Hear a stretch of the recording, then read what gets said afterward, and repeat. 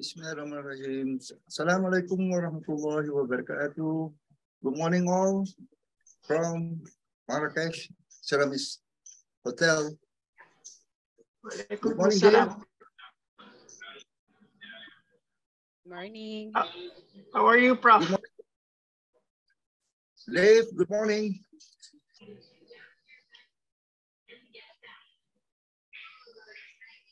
What's for breakfast, Prof? Wow. Hello, Dave, good morning. Hi, good morning. What time is it in Hong Kong? Can I hear you? Eliza. Hi, Prof. So got one on there and one on here. Okay, you hear me now? Yeah. Right, good. Okay, it's 4 o'clock in the afternoon. Yeah, afternoon. What time is it? 4:02. 4:02, okay, right. Lovely morning in Marrakech, nice weather. You can see the palm trees behind me. Excellent, excellent. Yeah, I'm at the Semiramis Marrakech Hotel. Now, over to you, Dave. All yours now.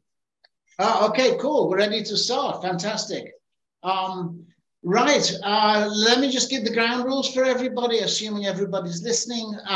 We have 10 minutes for the presentation. I shall remind you when you have 2 minutes left. And if you overrun, I'm afraid I shall be brutal and cut you off. And then 5 minutes for Q&A. So hopefully want the audience to join in. Anybody who's listening, the purpose of these seminars is so that we exchange information. So the speakers will benefit from questions thrown at them. So please feel free to join in. And that's all I have to say. So kicking off, the first person I might, and again, sorry, you have to forgive my pronunciation. I always get people's names wrong, so please forgive me for that. First one is Noor Khadija Mohammed Azari. Is that right? Yeah, it's correct.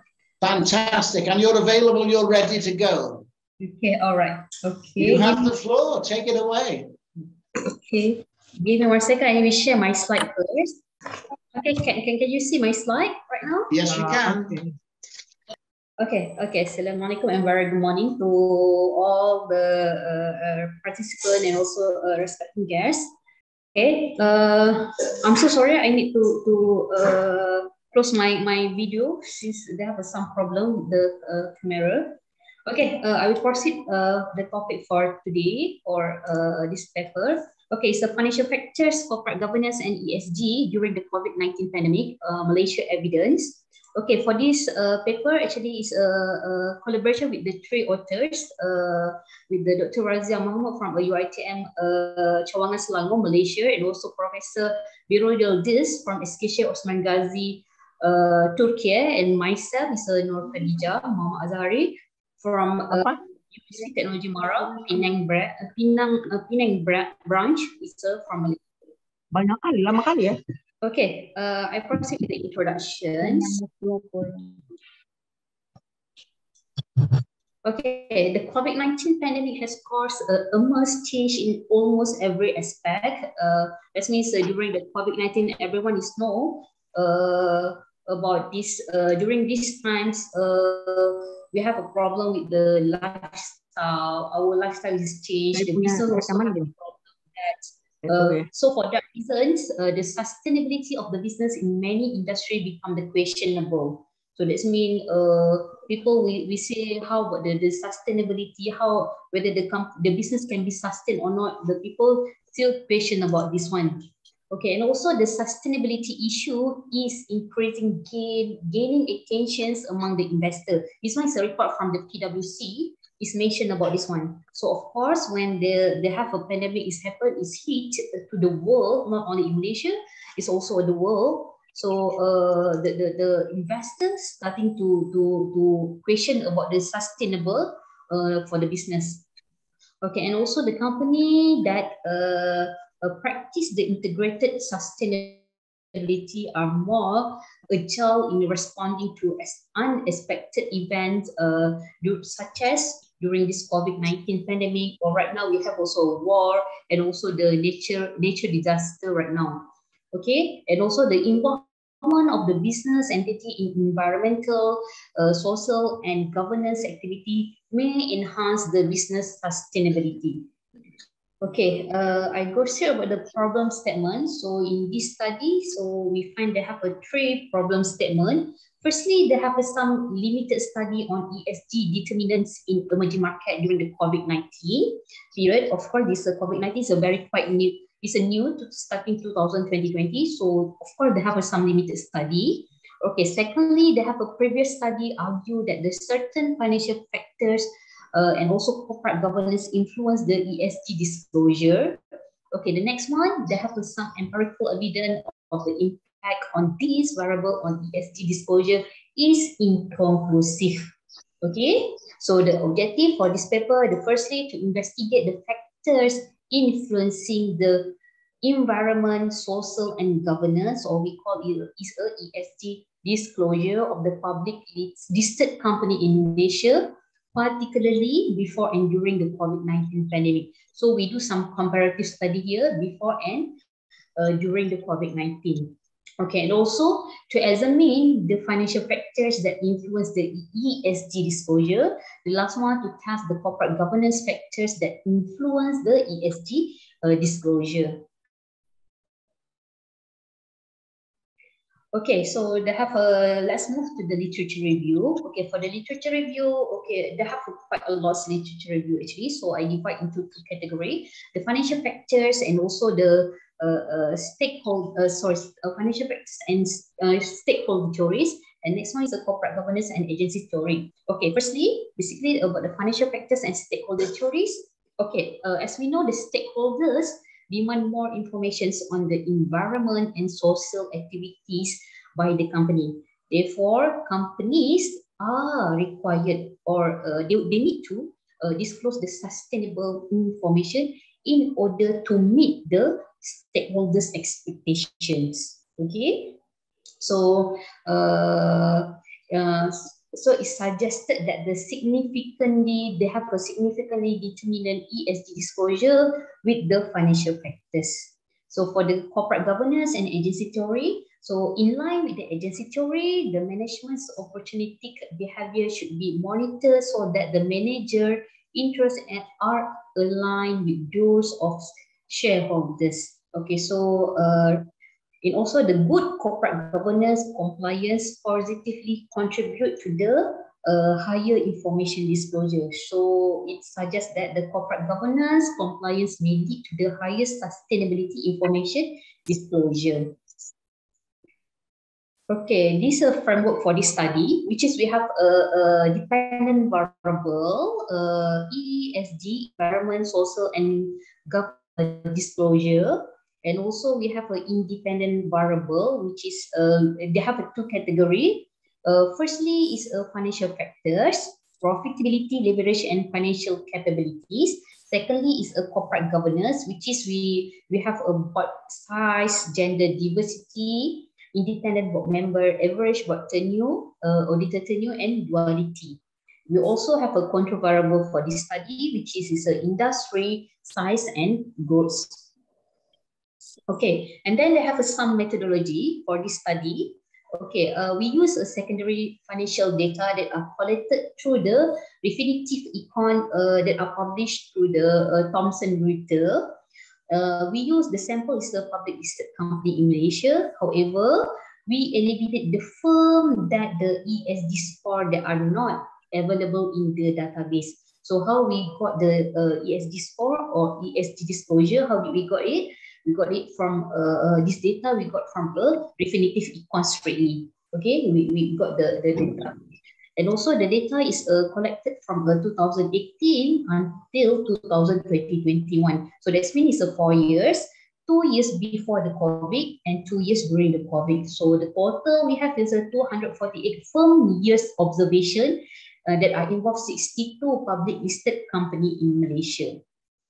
So the analysis that are done that are using this for this study is a Python Pandas programming software we use. Okay, this one, the variable measurements, how did we use? So I just show it, how is it? Okay, for the dependent variable, independent, and also for the control variable as well. Okay, the next one, okay, the descriptive analysis. Okay, how did we use for the descriptive analysis for the findings?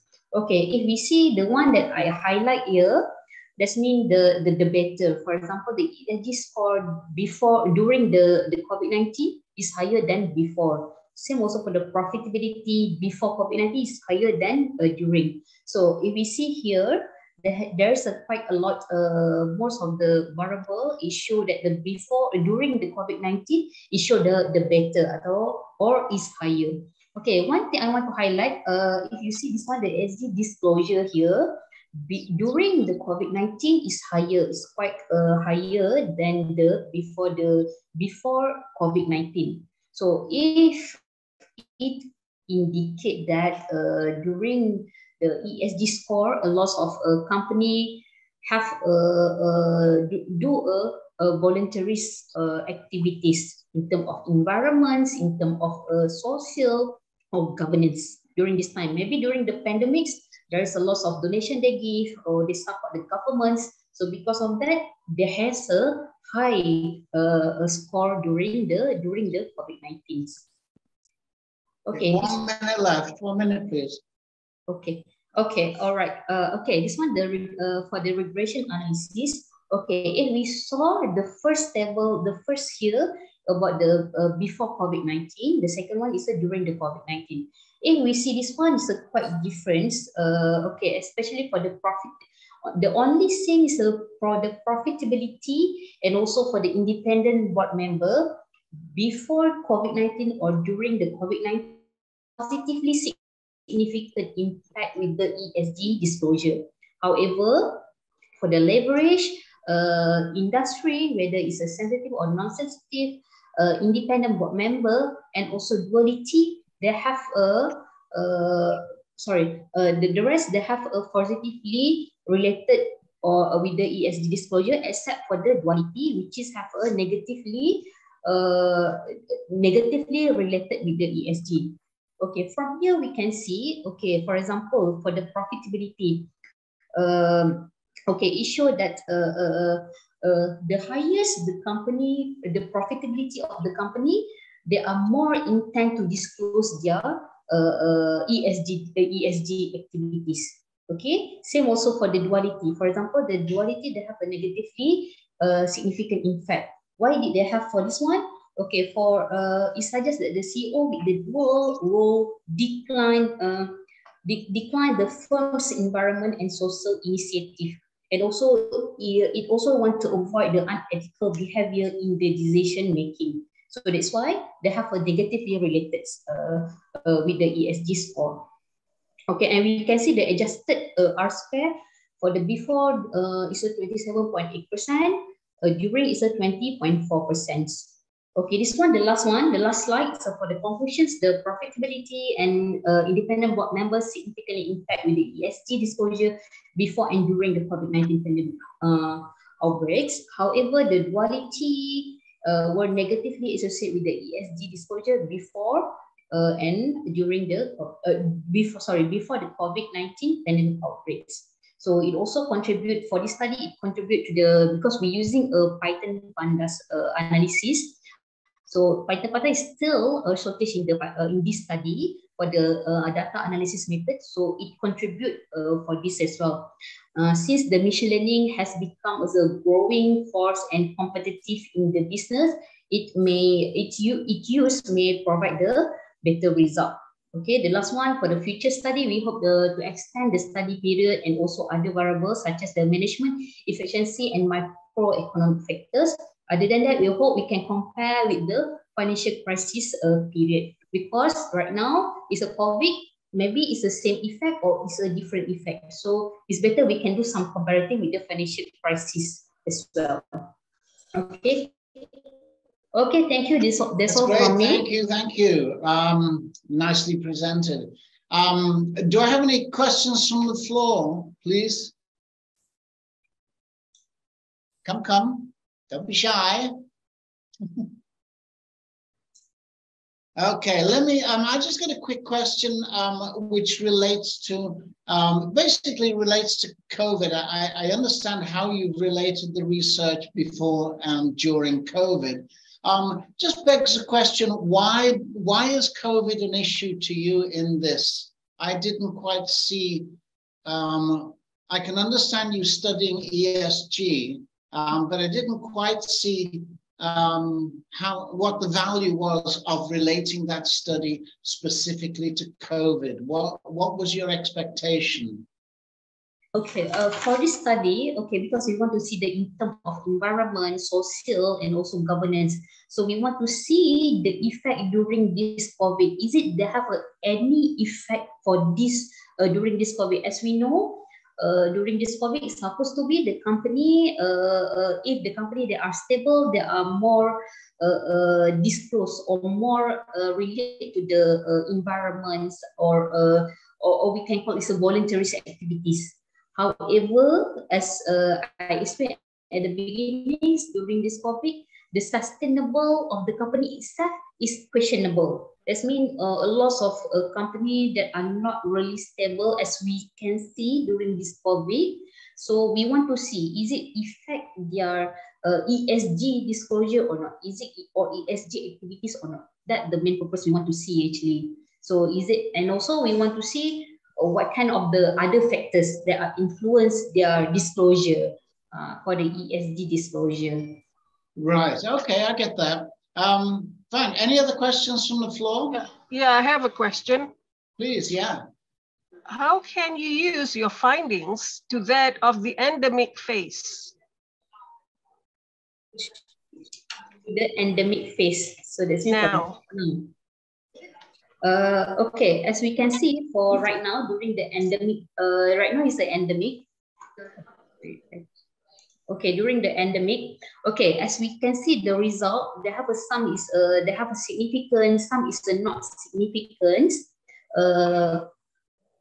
However, some not significant. So if we can see during the COVID, they have some problems. I mean, it's not significant at all compared to the previously before.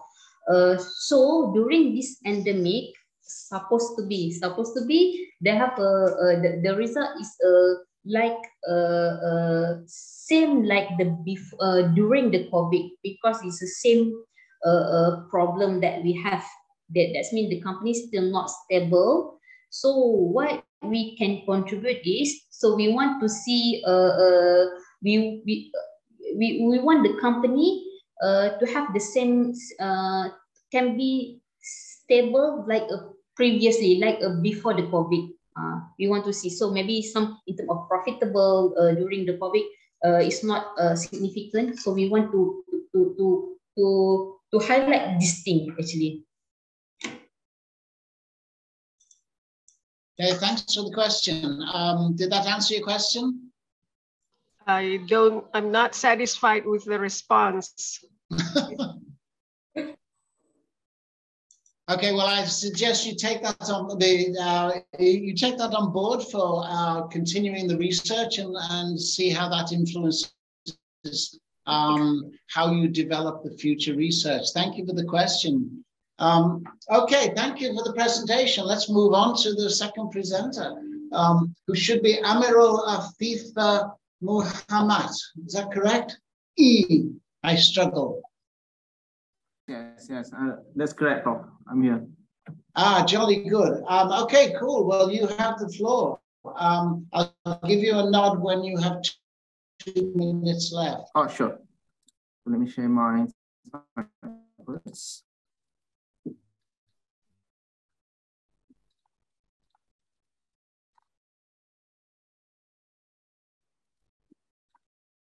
Okay, assalamualaikum and a very good day to all. So I'm Amirul, and this paper, as well as friend from Indonesia, as well as from UITM as well. So the topic is on attributes for humanitarian sukuk, evidence from Asian countries. So we have here, as I mentioned, friends from Indonesia, from faculty of University Indonesia, faculty, and also from University Sultan Azlan Shah. Okay, so when we talk about humanitarian, basically, this is a kind of noble activity or activism among the human, especially to assist those who are unfortunate and due to maybe natural disaster or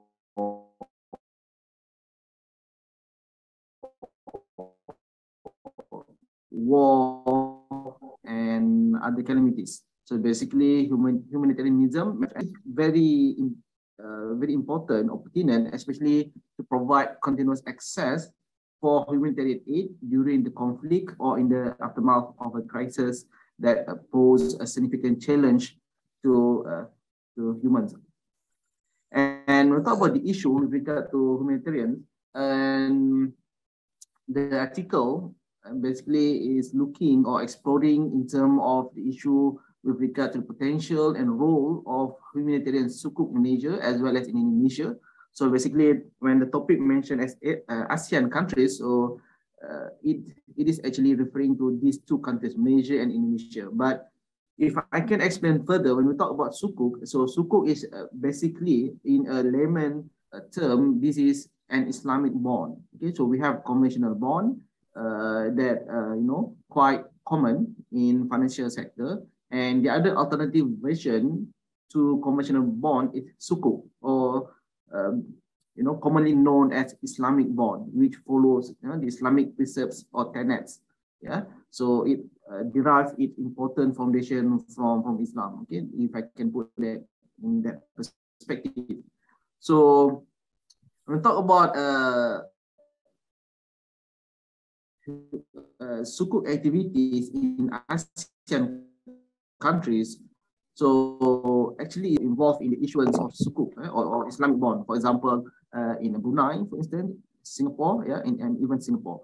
But when you talk about the main players with regard to sukuk, then we have to exclude those two countries, and we need to take on Malaysia and Indonesia in terms of the issuance as well as the types of sukuk that being issued in these respective countries. So that's why we are focusing on Malaysia and Indonesia, and we are actually looking or assessing on the attributes of humanitarian sukuk. And also, if you read the article, so basically we try to have a preliminary insight in terms of this issue, and we try to look it from the critical helix with regard to society, industry, and also the environment.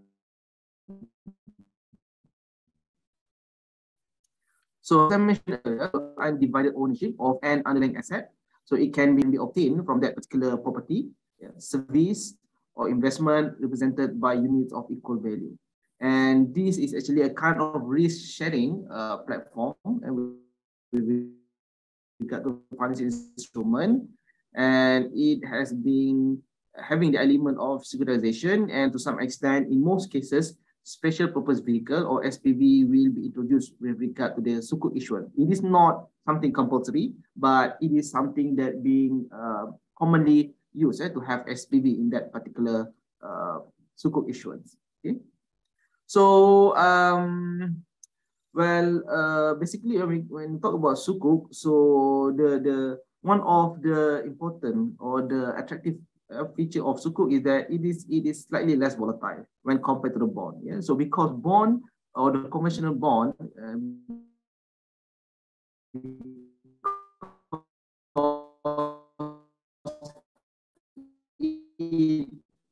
having this kind of exotic element, we call it volatile or speculative environment, with while sukuk, it needs to follow the rigorousness of the Islamic precept, whereby it must be not involved in activities that is very speculative. So in that kind of perspective, so that's why it is slightly less volatile. And so it also demonstrated greater resilience with regard to the economic shocks.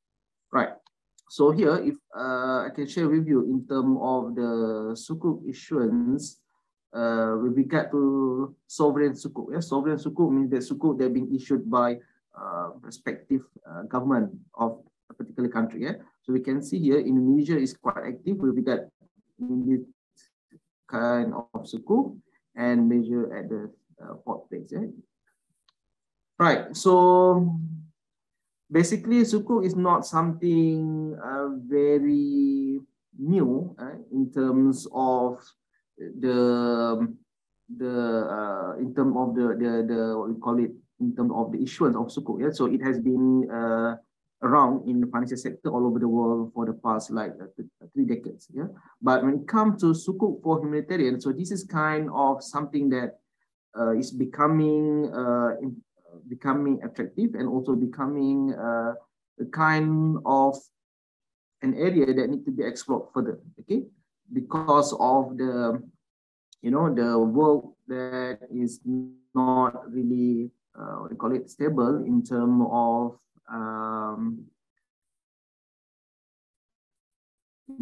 that we're having war in some parts of the world, and also with regard to the national climate change. So if we look in terms of the experience of the two countries, Malaysia and Indonesia, with regard to sukuk. So Indonesia, for example, has issued retail sukuk as a social alternative to actually address the COVID-19. Okay, whereby the issue being the sukuk issuance being used to aid the corporate organization in dealing with the societal issues, and also for Malaysia as well during I think somewhere around 2020, yeah, vaccinations and also other materials of sukuk can be categorized as part of humanitarian sukuk. So in terms of method with regard to this study, so it is a preliminary stage. This is a preliminary study, and we adopt the qualitative approach, and we engage 5 key informants, and they are practitioners and also those who involved in humanitarian agency, as well as sukuk expert and also the academia. So this 5 key informants is basically to provide some sort of insights for this study, whereby it will be proceed to a greater stage to incorporate more key informants in the future after we have this kind of feeling on how does this study will project after this. So from the preliminary work, so what I can share is that these are the attributes with regard to sukuk humanitarian. So these are the important criteria that being highlighted by the key informants, which are actually consistent with the previous literature, and that can be used, that can be referred further for a large-scale kind of research activity in future with regard to sukuk humanitarian. So the first component, of course, in terms of the Sharia compliant aspect of the sukuk. So this is the most critical part, whereby the instrument must be, adhere to the Islamic teachings, and it must be Sharia compliant. If not, there will be Sharia compliant issue, and that will be having Sharia compliant risk. Okay, so that's why this is the first criteria, and also the second criteria that being highlighted, by the key informant, and also by the, and also in previous literature as well, in terms of types of written. So when it comes to sukuk humanitarian, actually there are various of models that can be adopted. Yeah, and these models, of course, will be determined by the issuer. Okay, so they can be sukuk that does not provide any monetary returns. Okay, this can be in the form of endowment, for example. Right?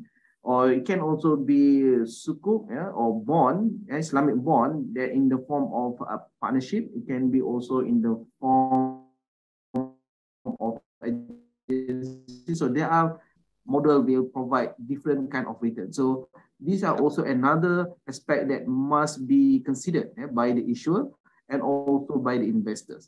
And then of course, with regard to, you have 1 minute left. 1 minute left. Okay, sure, Prof. I think I have just a few more slides. So the third one will be on digital technology, means that the sukuk issuance should leverage on the use of, for example, blockchain, to make it maybe publicly accessible, whereby public can invest without having to engage with many parties. So that will, make the cost lower, so on and so forth.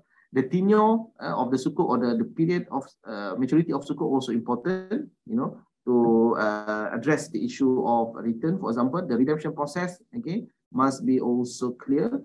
The risk associated also must be considered. It should be as low as possible or within the tolerable parameters. The principal repayment must be considered as well. It must be at a slightly at a cheaper side, and also the type of contracts with regard to sukuk. So basically, as a conclusion, from this preliminary work that we have done, so basically it shows that the humanitarian activities really involve a lot of costs, and to provide the enough or sufficient assistance, as well as even the supranational bodies such as the United Nations and also others also might not be able. So that's why it must also involve public, the mankind at large, as well as corporate.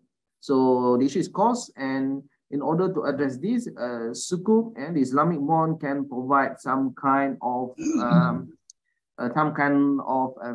facility with regard to this kind of issue, and it also to some extent able to provide return, but maybe not as high as commercial kind of bond, right? But it's still able to provide return if being structured or being priced properly.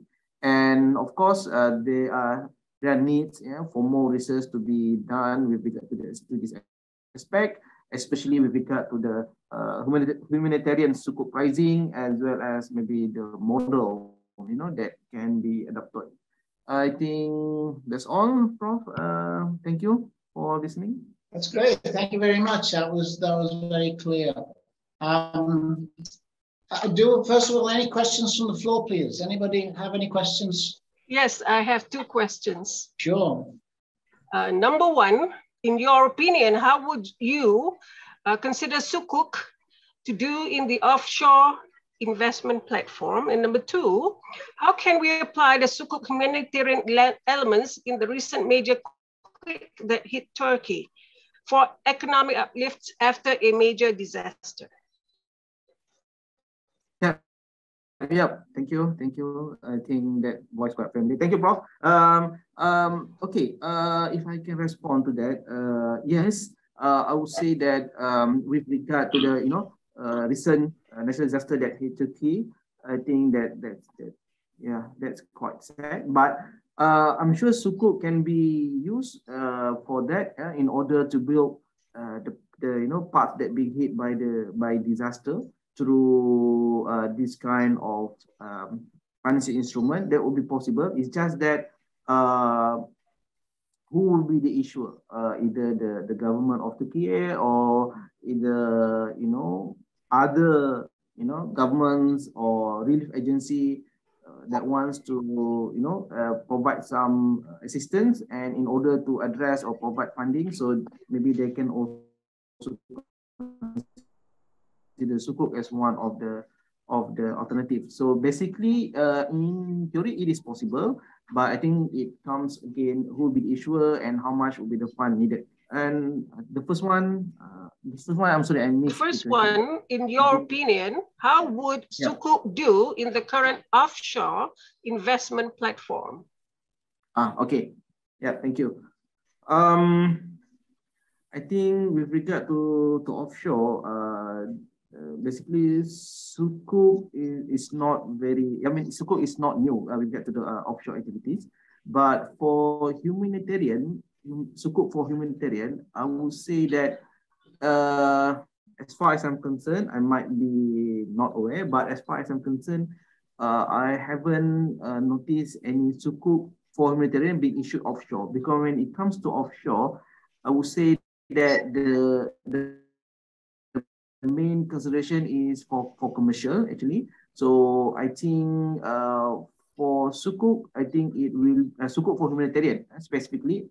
I think they will prefer, issue will prefer to be issued onshore instead of offshore. Whether it is possible, but of course, there are certain considerations with regard to the sukuk issuance cost that must be come into picture. So that's my response. Thank you. Can you hear me now? Yeah, very loud. Okay, finally, jolly good. Yeah, I switch it off so that the alarm doesn't annoy everybody when you run out of time. So I think that's all, Prof. Okay, that's it. No more questions. That's great. Thank you so much. Okay, next up is Saidi Mohammed Aminuddin. Are you present? I guess you are. There's your presentation. I don't hear anybody. Okay, Prof. Can you hear me? There you go. Yes, I can. There you go. Welcome. Right, the floor is yours. I'll give you a nod when you've got 2 minutes left. All right. Thank you very much. Thanks. Yeah, very good morning. If you are in Morocco, Malaysia, it's 4 something now. To Mr. Chairman and as well as the member of the floor. Assalamualaikum. Allow me to begin with my presentation and be farmers in Perak, Malaysia. Firstly, I would like to introduce my team member, Dr. Syafsyah from the Law Faculty of UIT, TS Dr. Guy from FBM, and our partner from from Indonesia, Erlangga University, Dr. Iman. All right. To start off with, the overview of my presentation will include introduction, research objective, review of related literature, methodology, findings, discussion, and finally conclusion. All right. To start off with, the post-pandemic lockdown phase has made food security the nation priority, catering to the widening gap in the socio-economy. People nutrition needs and daily consumption has been tested by the price hike in control items, including chicken. Food alternatives have to be found to weather the daily cost of living. One such alternative is rabbit meat or broiler to replace chicken meat. Nonetheless, Malaysia rabbit or culture industry has taken a backseat on other ruminant products. A similar scenario is evidenced in African nation.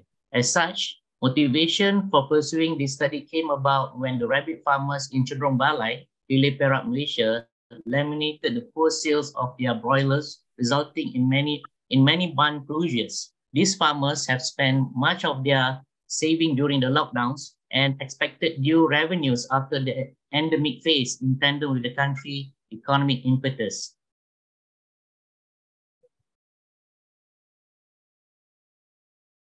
Okay, and the research objective of this paper is to showcase the finding on the marketing issues in the coniculture industry. The study focused on the rural rabbit farmers in Cenderung Balai, and in terms of literature review, the scope of the creation of the study are in suburb area of Perak, where agriculture is the mainstay of the community in Cenderung Balai. In early 1940s, to make way for paddy planting, paddy farmers from the north state of Kedah made their way to Cenderung Balai as new settlers after being offered 2 hectares of land, transport equipment to build home and plant rice. With the current times and after the coronavirus lockdown, the community are struggling to rebuild their economy and livelihood. Coniculture became part of the paddy farmers' side income as the rabbit flourished during the 2-year lockdown.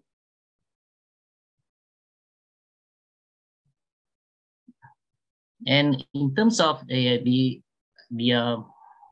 slides skip a bit. All right.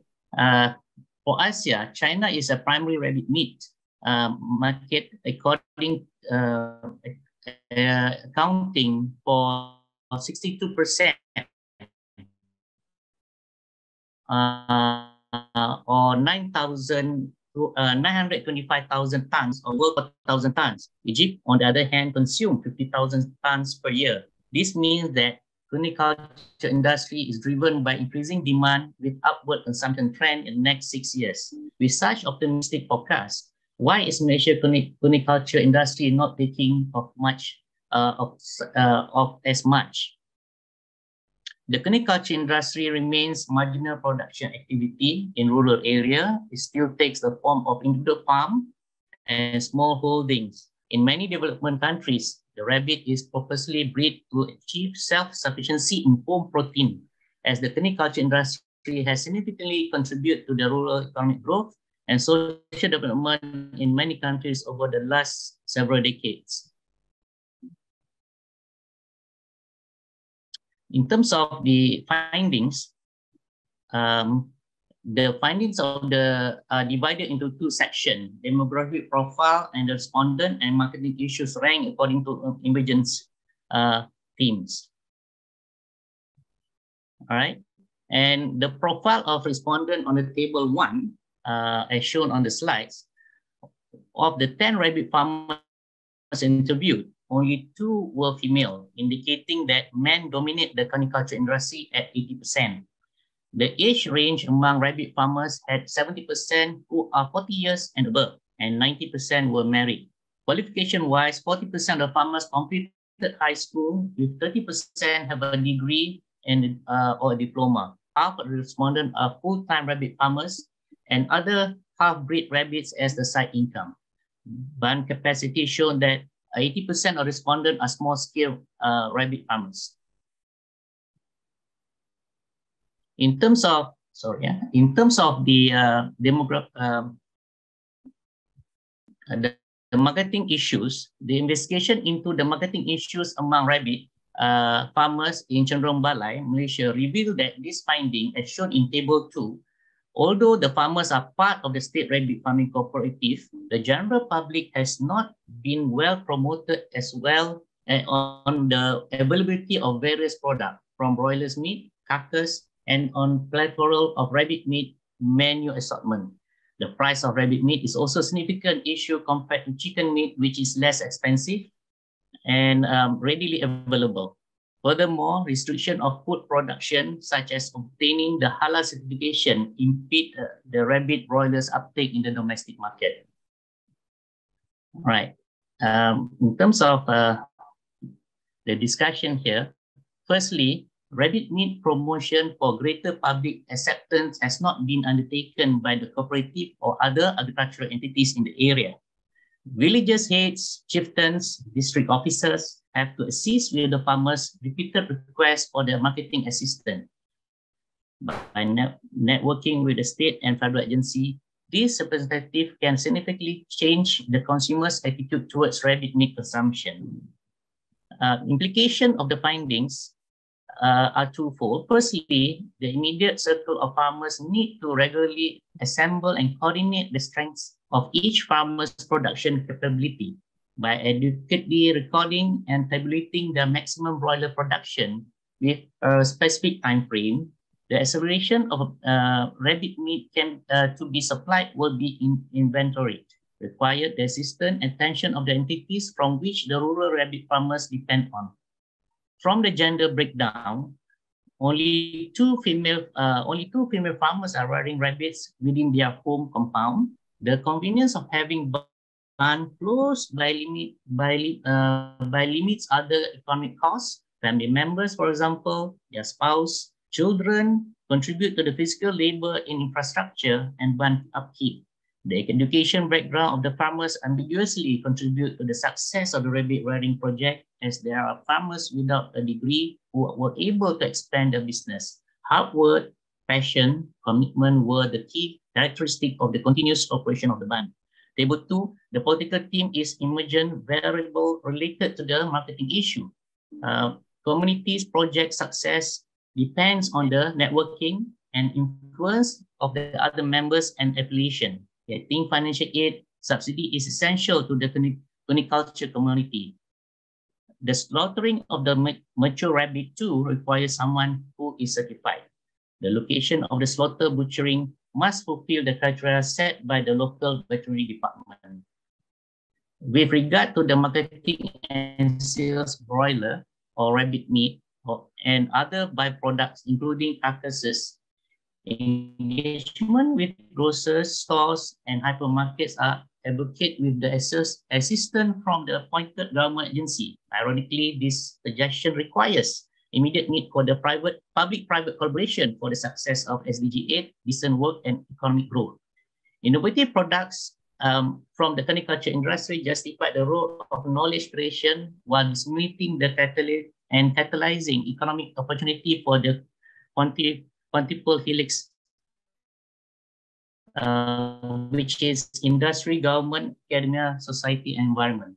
And in terms of the conclusion, the limitation of this study is the method which focus on just the rabbit farmers in one rural area, widening scope which yield more comprehensive result. This study is significant in fulfilling the Sustainable Development Goals of non-poverty, zero hunger, and good health and well-being. In addition, the implication of the study finding is significant in increasing the social economy in rural farmers and ensuring the sustainable consumption. Marketing of rabbit-based product has to be championed by the relevant government agency, particularly in food production. Monetizing the rabbit meat niche can economically benefit the community well-being at Cenderom Balai, Hilir Perak, and other culture industry players in Malaysia. I think, Prof, that's my conclusion towards my presentation for the day. Thank you. Excellent. Thank you, Professor. Jolly good. Do I have questions from the floor, please? It's a slow audience today. I have one question, which is a curiosity more than anything else. Okay, it's quite enlightening because I didn't even realize this industry existed on the scale that it does in Malaysia. Yeah. Particularly on the last question, it was just curiosity, where you say it requires the farmers to be more innovative and creative with their products. Yeah. Forgive my ignorance, but a rabbit is a rabbit. How, in what way? Give me some examples of how they could be innovative and creative. Interesting question. I think that we are focusing on in terms of innovation, like the what do you call that? The fur.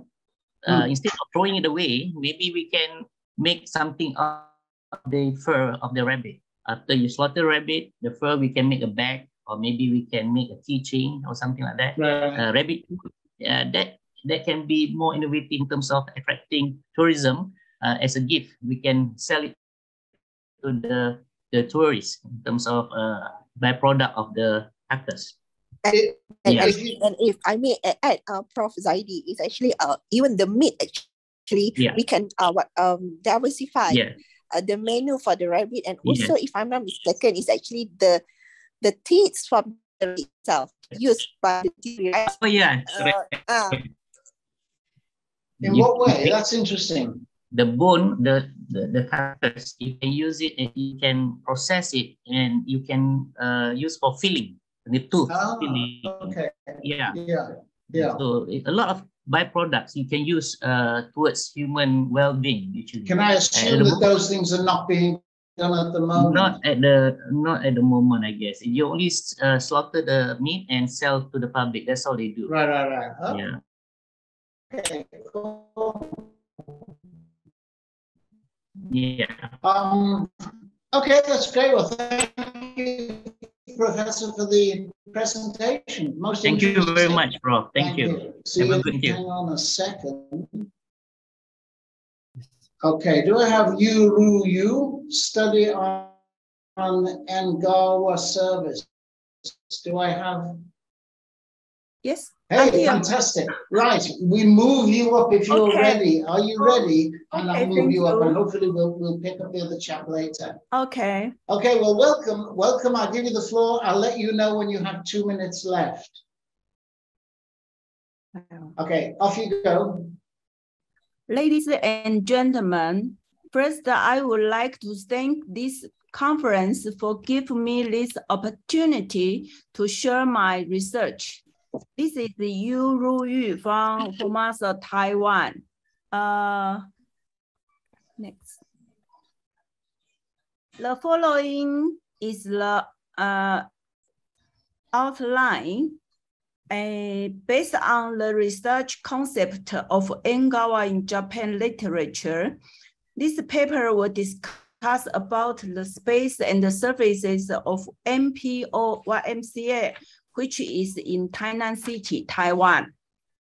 Engawa means the space around the work area in the long-term care center, also the services offered to contact with the community.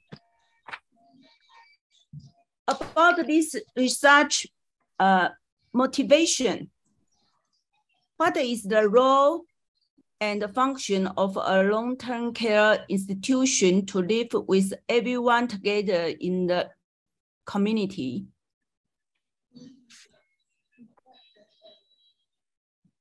About our Tainan YMCA. Tainan YMCA is the MPO institution has many kinds of services, such as kindergarten, after school for children and teenagers, health and sports department, adult social education, social service department, etc.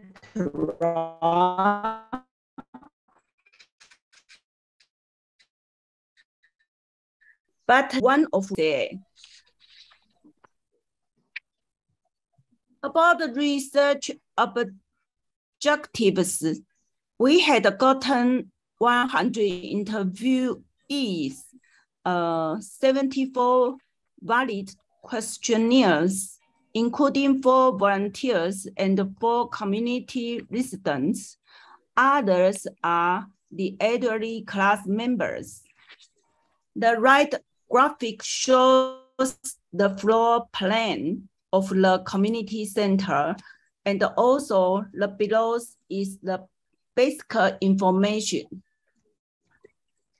Open time from 8:30 to evening 6 o'clock from to Saturday.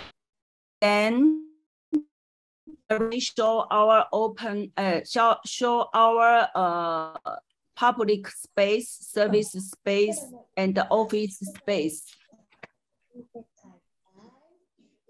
We get some important concepts from those literature reviews. About the interaction space, there are many scholars have mentioned the importance of it, especially Katayama have involved by their research.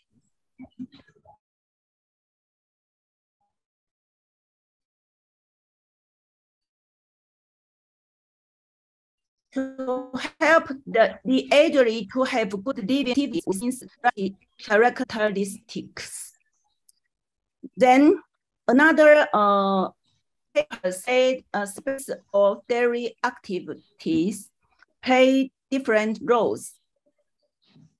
In other words, long-term care institutions not only need to achieve the pace and the service quality, but need to plan out the space that can be, and to make the connection and the integration with the community, especially for the future super aged society.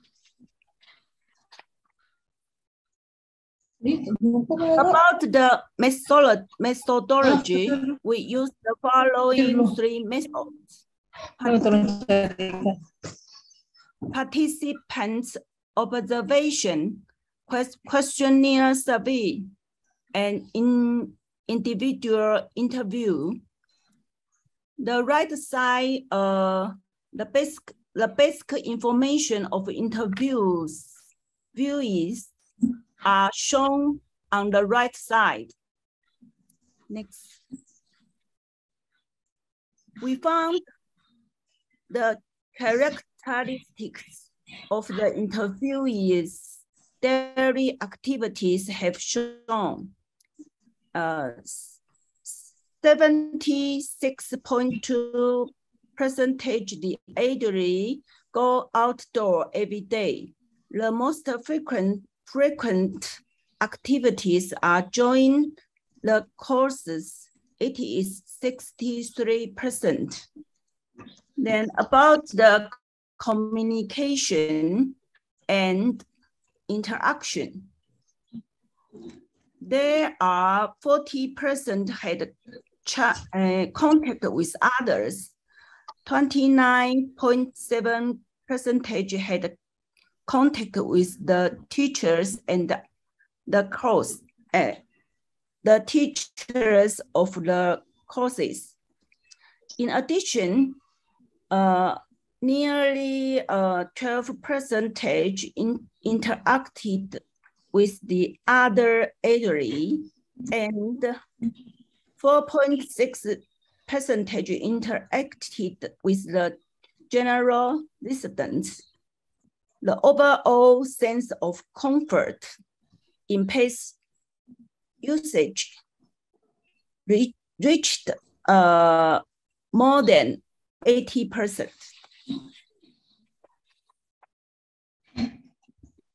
Then we find the NGAWA service effects where about communication, make elderly people make friends, happier, mood is changed, and a better time, and have someone to chat with.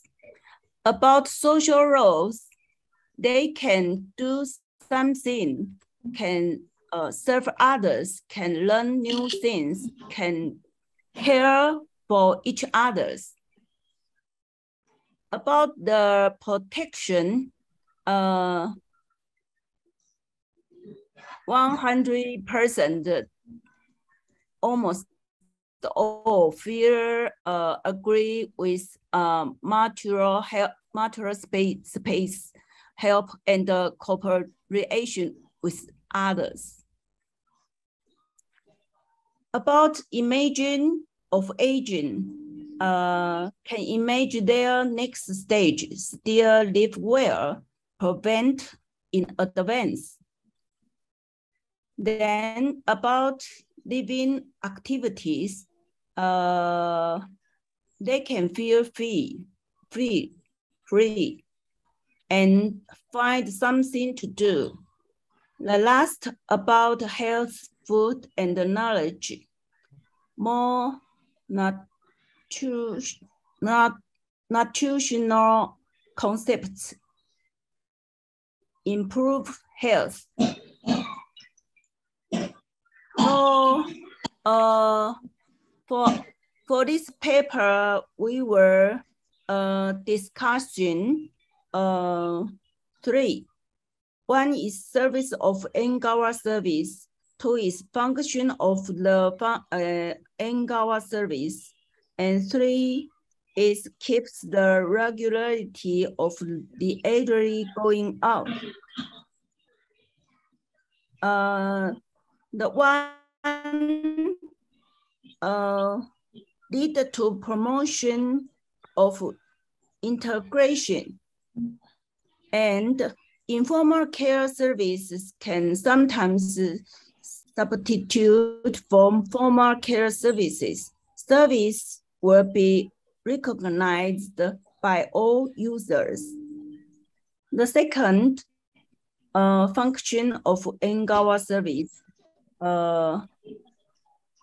we can say as a multifunctional communication center, which facilitates community integration and a sense of comfort for cross-age interaction.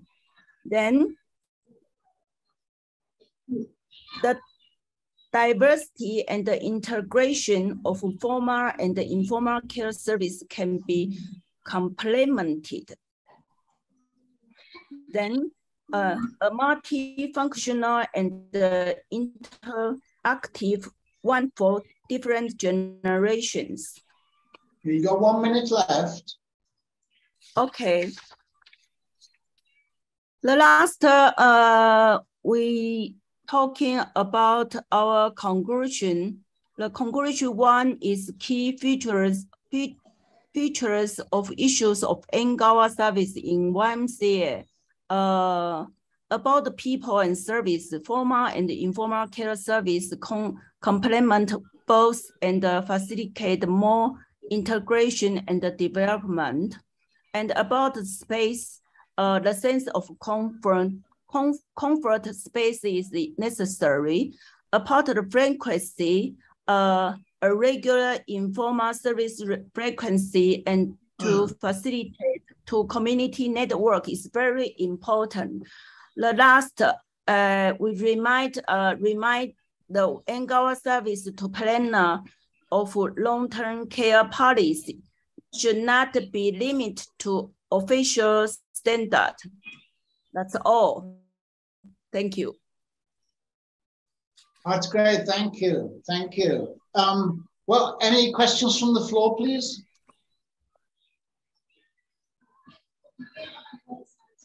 Okay, I've got one question. There was a very informative study of, sorry, what are my notes? Very detailed review or report or audit on NGAWA, but it wasn't clear what the research aim was. What was the purpose of what you did and what was your conclusion? Can you summarize that for me, please?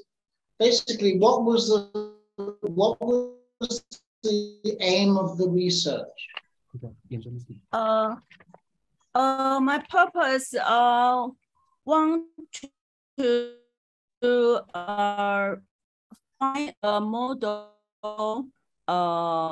of service for the super aging society in near future.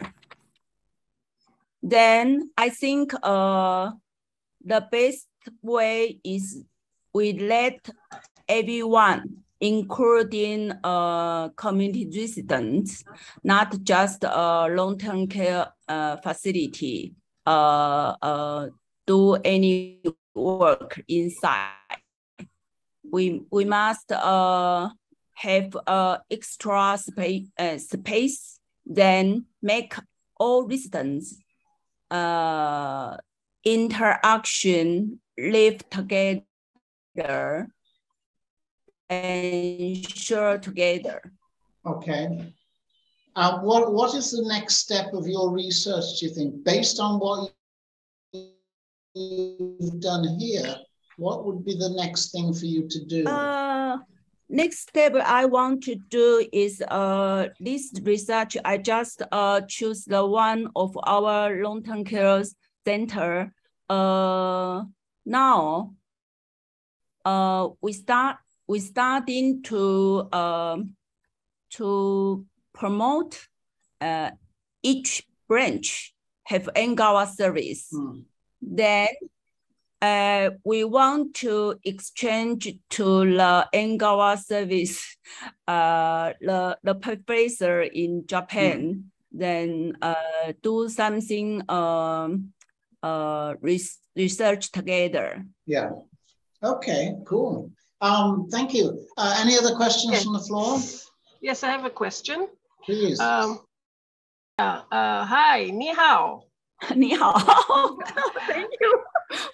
Okay, since your project is on community enhancements, what is the mode of communication for the local authorities to cascade information to the community? Because quite a substantial percentage of the community are the aging population, are the golden girls and guys. We have a long-term care center do care plan for East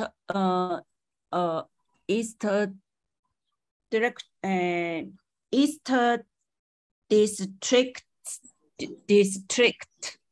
But our way 我们回到这个那个 floor plan 哈。On our floor plan, we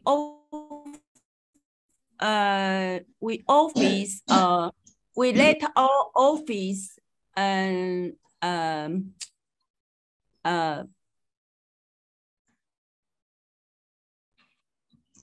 become very small. Then cafe bar and multi-purpose classroom and beauty salon and integrated care center for young men and elderly people. We use we let the space open anytime. Between we open from Monday to Saturday. Then we let residents if they want to come here, they can take easy. Then usually we have the classroom there, so it's easy to keep the member go outside, have a class, and do something different at home. Okay, 谢谢，我不明白。谢谢。谢谢你。Okay, thank you for that, and thank you for the presentation. We'll see you at the next conference. Thank you. Thank you. Thank you. Okay, moving right along, then I'm looking for Nufara Faisal. Yes, how about that? Nufara Faisal, are you around? Yes, I'm here. Can you hear me? You nice little black screen. Right. Are you ready to go? Yes, can you take over? Good. Okay. The floor is yours. I'll let you know when you have 2 minutes left. Thank you. Thanks. All right. Can you see my screen? Yes, I can.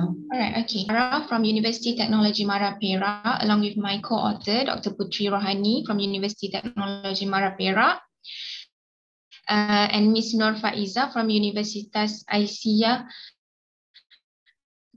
Yogyakarta, and Ms. Adinu from MyFinB Group, Singapore.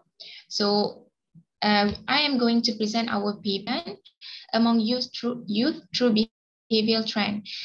All right. All right, this is what my content. All right. So for introduction, starting off, education is a process by which a young person gain information, recognizes his or her potential, and use it to self-actualize and serve the community. In fact, one of a person's basic right is the right to receive education, which is in accordance with Article 26 of the Universal Declaration of Human Rights. Okay, for our study, we are focusing on secondary education. So secondary education completion is frequently mentioned as a significant development milestone. Although not all students take this path, some students choose to drop out of school, whether it's because of financial or academic challenges. It is actually related to crucial leave school is frequently referred to as the antecedents of dropout. So there are several causes of dropout.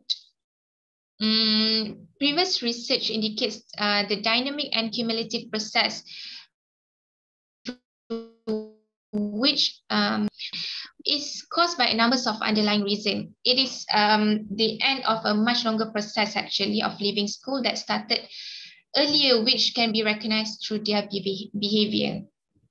So moving on, This study aimed to investigate the behavioral trend that influenced the students to drop out. So the study addressed the research question. The first one is, what are the factors that lead to school dropout? And the second one is, what are the behavioral trend of school dropout?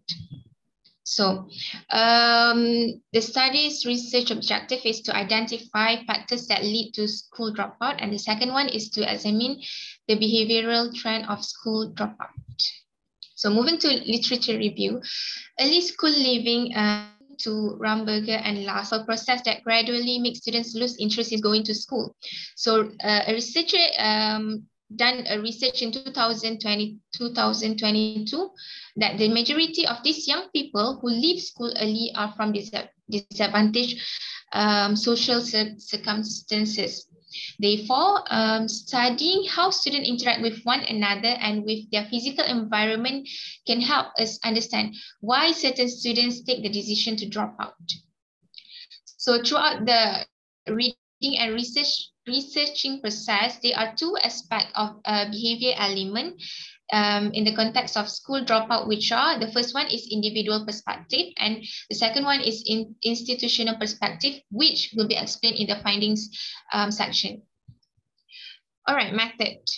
In this study, we use PRISMA.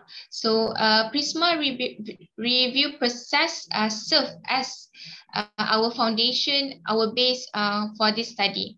So PRISMA is a minimal reporting framework for systematic review, which is based on evidence. The researchers begin with our SLR based on the review process by developing a pertinent research question for the review. So the systematic search technique is then described by the researcher in this paper. It comprises of three key sub-process, which is identification, and then screening and eligibility. So to develop our topic, we use PICO model as a foundation, which help us to create our topic and research question. So P is population or problem, I is interest, C is context, which make up the three basic elements that underpin PICO. So these ideas serve as our foundation in this research. So for P, we choose youth as our population, school dropout as our I, interest, and behavioral trend as our C, context. This help us to develop our research question, which are, what are the behavioral trend of school dropout among youth? Okay, and then I'll show you, this is our search string that we use for Scopus and Web of Science to search for our articles. And then we limit our search our time only from 2018 to 2022, and we only consider article journal in English. Okay, this is our formulation of research question or our topic. This is the flow. So we are going to move on findings and discussion. So 28 papers were obtained once the review was successful after going all through the process. And then we used thematic analysis led to our development of 4 topics, which is student factor, family connection, school related, and community related. So all the topics were further examined and were discovered. So 6 of our articles are published in 2018, 8 are published in 2019, and the rest are 2020, 2021, and 2022. So moving to our findings. The first one is students related. According to some research, student related variable were discovered to have a higher bearing on the choice of dropout. It started with grade retention.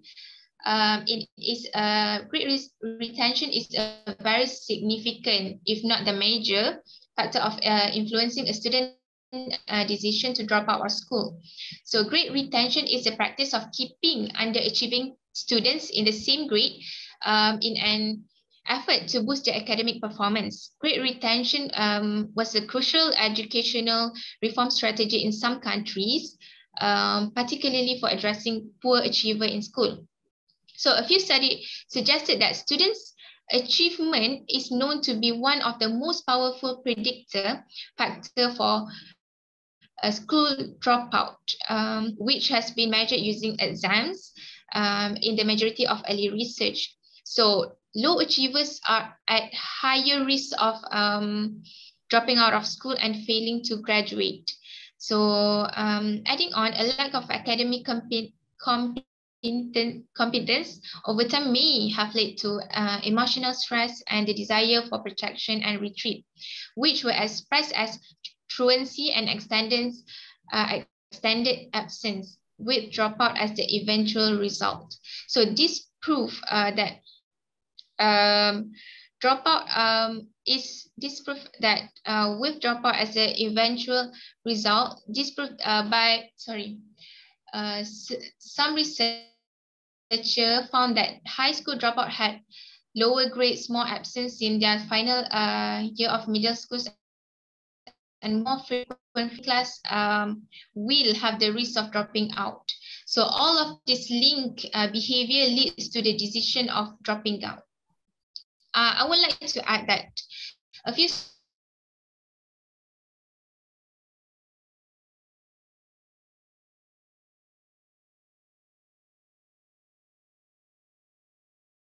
studies in 2000 of teenagers who were married before turning 18 stopped schooling because of their tasks when involving themselves in marriage. All right. So moving on to you have 1 minute left. Can you speed it up a little, please? Okay. So the next one is family related. Sorry, this is community related. Okay. So just 36% of young people who resided in a hamlet were peer dropout rates were higher and did not attend upper secondary institution. This perspective offers a glimpse into a more thorough procedure that influence young people's life path. So students with this background of community tend to involve in crime, drug use, because they are seeking for self-validation from the community. All right, and then, okay, my recommendation. So there are many studies have focused on how academic, family, and societal influence change. The current study serves as a point of reference for the reason it is crucial to change the emphasis from a larger scope level of study to a smaller one on the issue will help researchers discover a number of factors that were truly connected to this subject. So I would like to highlight here that student mental health act as a behavioral control point. So when examining dropout trend, this issue needs to take center stage. It is important to consider that a young person's mental health can influence their decision to drop out of school. So to better understand on the connection between mental health and dropout behavior trend need to be done. So this study contribute to a better understanding on the student behavioral trend before the actual scenario of leaving school. So this study shows that the issue of school dropout remains a national one that calls for a concerted effort to seek practical solution, given that reducing dropout would have a positive influence on sustainable development and building of a nation. Okay, that's great. Thank you. I'm sorry to rush you. You're doing very well there. Okay. Any questions from the floor to begin? Yes, please. Okay, in your paper, So Farah, you had the word understanding. How do you measure and incorporate understanding to dropout behavior? Question number 2, are school dropouts for your scope just youth? There are no traditional students that have dropped out of school? Okay, thank you. So how do I measure the understanding is, the first stage is we recognize the factors first, and then we go deeply into their behavior. So it is our job is to understand their behavior that leads to how do they drop out. The behavior is the core thing in understanding why they drop out. And the second one is, if I may ask, what do you mean by traditional study? Students. You mentioned traditional study, students, right? Are adult. Traditional students? They are adult students. Sure, students, I think. All right. Okay. So yes, I've read a paper related to traditional student or adult students, but for my paper, I only focus on secondary school students because I am concerned after the pandemic, there's a lot of secondary students take the decision to drop out because they are unable to cope with the syllabus during pandemic. Yes, that is our concern. Thank you. Very good. Any other questions? Okay. I just got one quick one because I was kind of, I like the or I was intrigued by the behavioral trends of school dropouts that you mentioned. I don't want to make a big point of it, but for example, you mentioned in your presentation, you mentioned early marriage, and you described it as a behavior which accounted for dropouts. Now, if we take early marriage and you relate it to 2 research questions, is early marriage a factor or is it a behavioral trend? Okay, thank you. So for some students in country, in third world country, like India, for example, India, early marriage is a behavioral trend. It's like their culture actually marrying early, but in Malaysia, we don't really have that problem. But as I am limiting my study, I am not limiting my study to any country, so I take early marriage as a behavioral trend. Thank you. Okay, I'll take that one. That's fine. That's fine. It was a nice presentation. Thank you very much. Thank you. See you at the next conference. All Thank right, you. thank you. Then we'll move on to our last paper of the day, which is Preferences for Facades of Historic Buildings by Berfin Tayson. Are you available? Yes, you are. Yes, I am here. Great. Welcome, welcome. But before you begin, I have to point out your paper was very interesting. It was also very, very long. Naughty. Yes, so you have 10 minutes. So please try and keep it within the 10 minutes. I'll give you a heads up after 2 minutes. Okay. That's not a negative. I thought your paper was very interesting. So please, the floor is yours. Go for it. Okay, thank you. Can we start? Yes, please do. Thank you. Now, my research name is Preferences for Facades of Historic Buildings, the case of study of Gevaş, Turkey. Sorry. Cultural landscape are common heritage assets which born from interaction between humans and nature. Turkey has many different cultural landscape assets which was heritage of the different cultures who visits the Anatolia throughout history. The starting point of the study is to investigate the relationships between physical measurement of facade variables, which is an adaptation of the psychological methods used in preferences are psychological variables. The relationship between a subjective variable preference and a physical variable such as facade of the buildings is important in terms of understanding the relationship between subjectivity and objectivity. In order to understand presence of society, it should know the history identity, and based on this, it can be predicted in future. The concept of landscape, which is a cultural transmission tool and also has cultural heritage values, can be looked at. Almost all the natural areas on Earth has been affected by people's relationship with nature. The concept of time and space are not products of their own accord. It's from a human being's ability to understand the world they understand, the world of sense.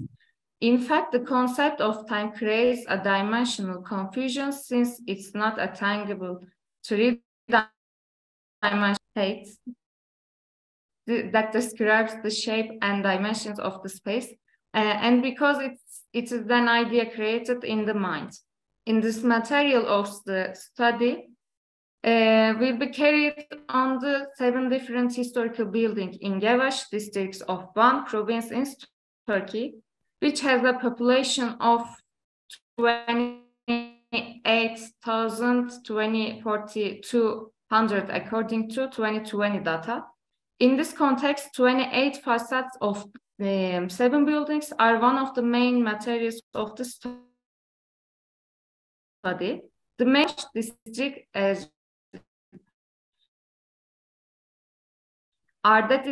many historical buildings from different civilizations and periods. Gevaş district is a qualified cultural landscape area due to its location, and the Akdamar Island Church, where many foreign visitors spend time in the area in this region.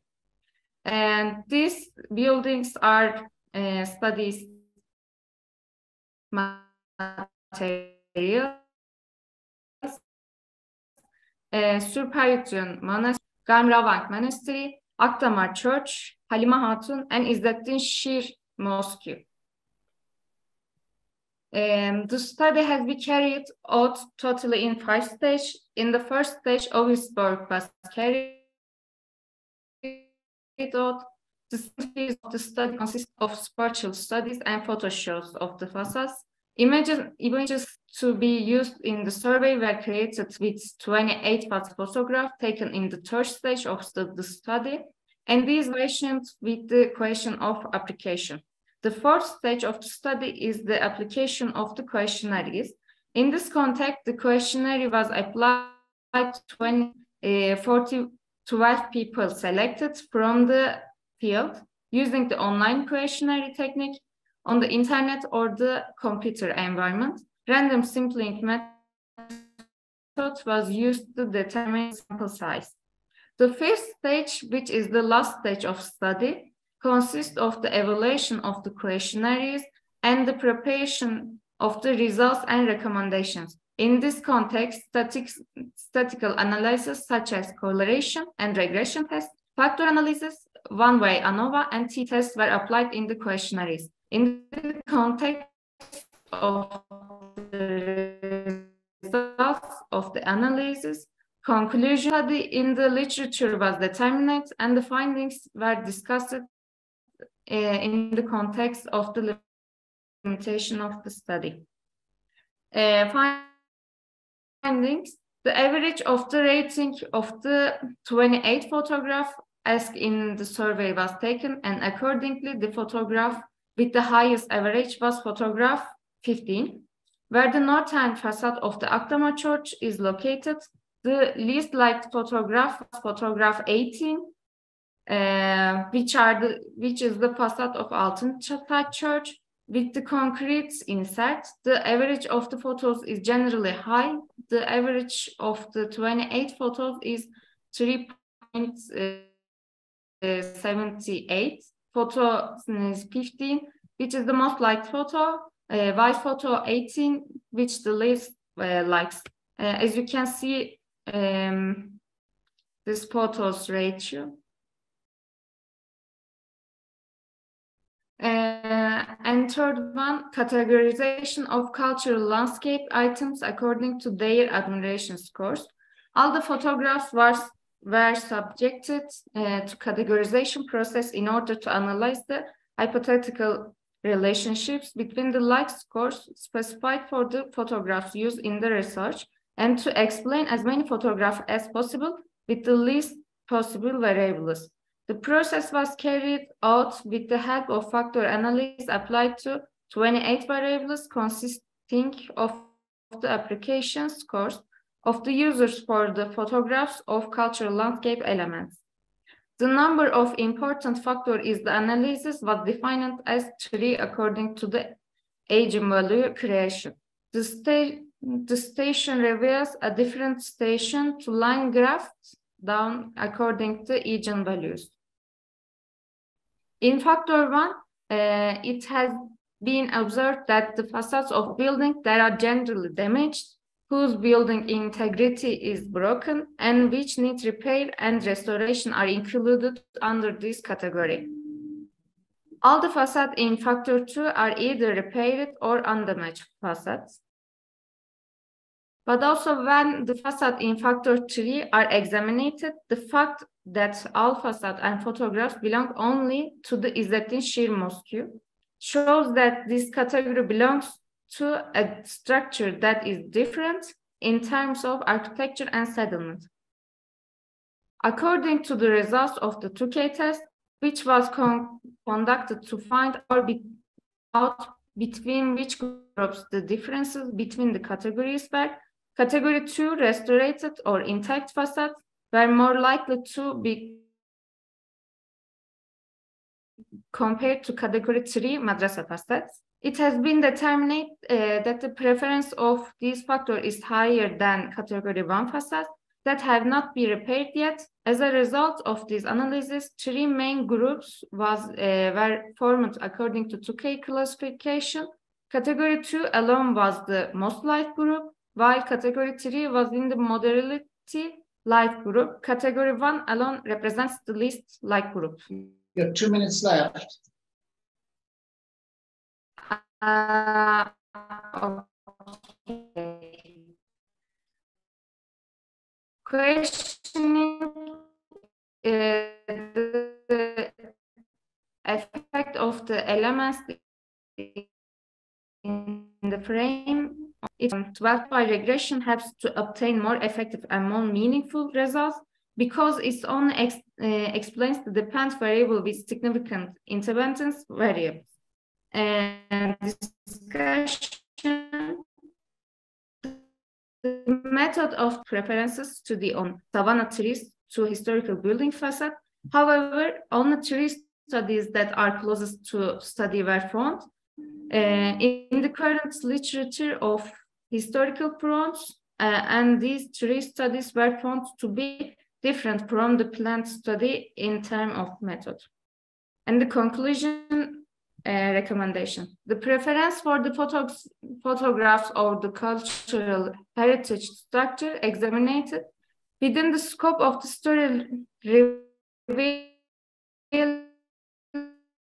addition of the cultural heritage structure leads to a significant difference in the application of the users, and the users like this structure more. This is also confirmed by the categorization process in which preference patterns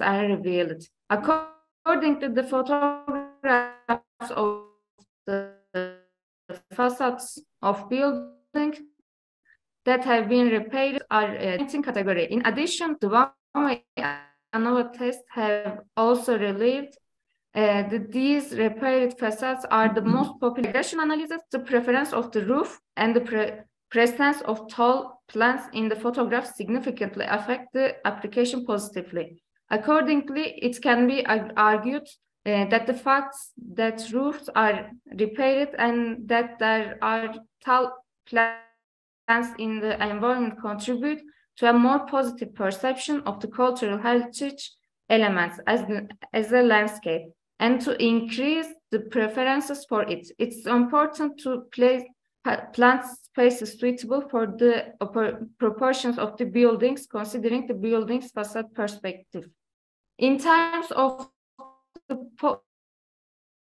both emphasizing to cultural richness of one and its contribution to one economy, it is important to protect the church in Garmiramak, Altınsaç, and the Beboylu Peninsula to prevent more illegal excavation and to keep them alive. The presence of untouched coast in the existing environment change is vegetation cover due to microclimate difficulties in terms of transportation, provide different recreational activities and opportunities. Planning a cultural, natural, recreational, and social space by preventing damage to the area by planning the place in this context of recreation, opportunity spectrum, and calculating this carrying capacity in this context and acceptable change limits can both contribute to local people, and it will also contribute to the formation of a brand destination in the country's tourism. Thanks for listening. I'm done. Well done. You made it within time. That's pretty good. 30 pages in 10 minutes. Thank you. Thank you. Good one. I will short that, but I'm sorry to hassle you on that, but still, we're going to the time frame. You did well. Great stuff. Any questions from the floor, please? Come. Don't be shy. Okay, they're shy. I got a quick question. I really enjoyed that, and it's a bit unfair because this is kind of my area. This is my interest. So, just one simple question. A million questions. I just want to ask one. It's in your. Let me find the page. In your conclusion, and you talk about. The presence of tall plants in the photograph significantly affects the appreciation positively, which is Oriana's 2001 thing, right? Which is fair enough. I guess my question is to ask you, whilst your title is an evaluation of the facades of the buildings, do you discount that, or the plants, or do you count them as a factor? And it's a double-edged thing, because it's not just the presence of the plants, but you mentioned evaluation of historical facades. So that assumes that, so it doesn't assume, but it might be safe to assume that when the building was originally built, with whatever intention the architect had, that the landscaping that provided the context was quite different to how it is today. So that gives you a couple of variables. And how does that fit in with your research? How do you separate it, or do you evaluate it together? How say you? Actually, mostly the buildings, thinking about the surroundings. I want to buildings thinking together the surround and plants, because I'm architect, but my master is landscape architect. Right. I want to research both together in my case. Okay, that's fine. I think then if I had any criticism of the paper, is that that topic, whether you separate or whether you include them, they become two separate papers, or they become a separate paper in their own. So I think you could actually take this paper and this presentation and make 3 or 4 different sets of research out of it. The final comment I would make is, it's my big, and I have big criticism of architects, is that they generally fail to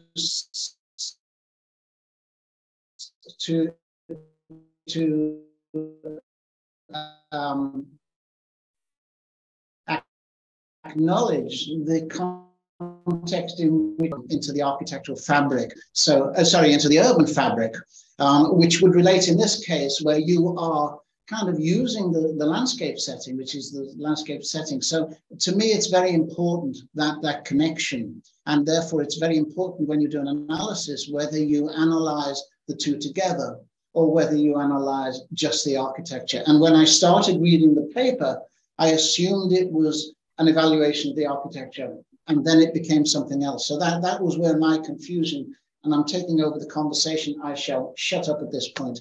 Thank you for the presentation. Sorry, anybody else want to contribute? I see new faces popping up here. Do we have any other questions? No, you're off the hook, girl. Okay, that's it. Thank you so much for the presentation, and we look forward to seeing you at the next conference. Thank you. Thank you so much. Thanks. Therefore, my session is over. So thank you to my audience. Thank you to all my presenters, and let's all rally around for the next conference. Thanks, guys. See you next time. Fairly well.